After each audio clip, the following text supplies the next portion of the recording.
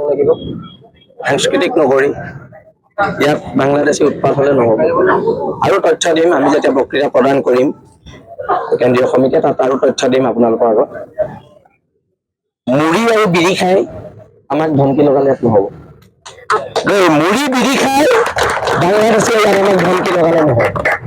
আৰু এটা কথা স্পষ্ট এই যুঁজ অসম নামৰ মাজনীৰ কাৰণে খিলঞ্জীয়াৰ আমাৰ আহিবলগীয়া উত্তৰ প্ৰজন্মই যোৰহাট ৰাজপথত ভালদৰে খোজকাঢ়িব পৰাৰ বাবে আৰু এই সংগ্ৰাম চলিব দেশ আৰু জাতিৰ বাবে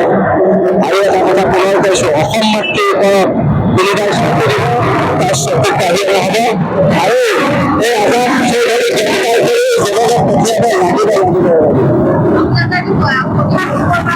ইয়াৰ পৰা আমি মিউনিচিপালিটি অফিচ আছে যোৰহাট পৌৰসভাৰ আমি পৰৱৰ্তী জনাই আছো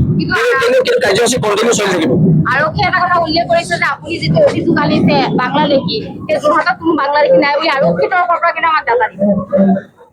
আৰক্ষীজন জাজ নেকি কোন হয় এজন আৰক্ষী কোনো ধৰণৰ বাংলাদেশী যোৰহাটত নাই বুলি কৈছে সেই আৰক্ষীজন জাজ নেকি ইমান বাংলাদেশী তেওঁৰ ওপৰতো আৰক্ষী দায়বদ্ধতা আয়োগত